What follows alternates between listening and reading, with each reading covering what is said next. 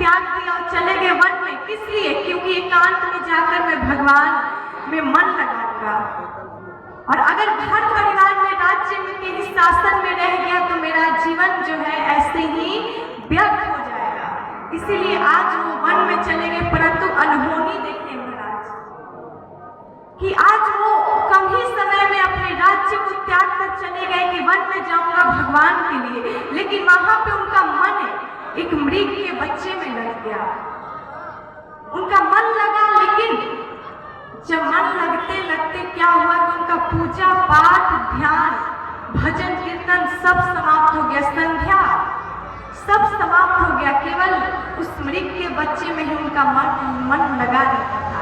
हर समय सोते बैठते टहलते खाते पीते, हर समय केवल उसी का ध्यान, उसी का मन, उसी में मन रम गया था उनका।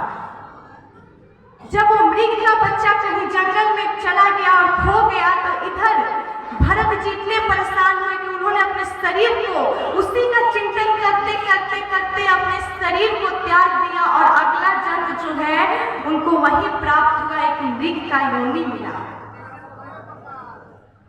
और जिस प्रकार कहते हैं कि भागवत जी ये प्रमाण देते हैं कि पहला एक भरत जी महाराज थे जिन्होंने अंत समय में एक मृग का चिंतन किया, इसलिए उनको अगला जन्म मृग योनि का प्राप्त हुआ। और एक पुरंजन की कथा आती है कि पुरंजन ने अपनी पत्नी पुरंजनी का इतना ध्यान किया था, मरते समय इतना मन लग गया था उसमें कि उसका उसी में मन लगते लगते उसी का चिंतन करते करते उसको अगला जन्म जो है स्त्री का प्राप्त हुआ,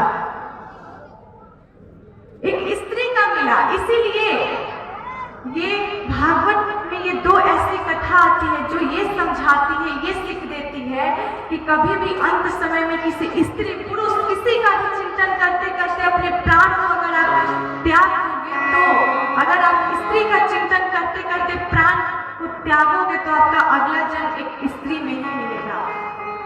किसी का चिंतन करते करते यम यम वापि स्मरम भावम त्यज त्यज कलेवरम तम तम एवति कौन्तेय तमः।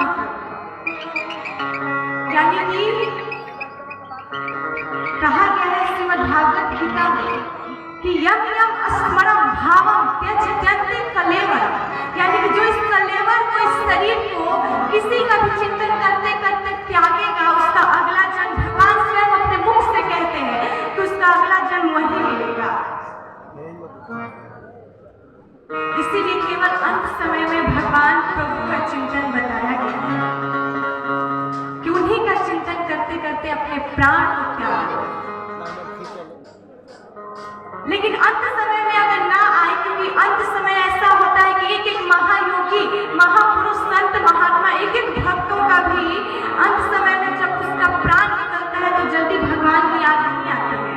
उस समय उसको माया घेर लेता है, अपने पत्नी की, अपने घर परिवार, अपने पुत्र आदि की। लेकिन इसके लिए समाधान बताया गया है कि भले अंत समय में मरते समय ना आए, लेकिन जीवन भर जब तक आप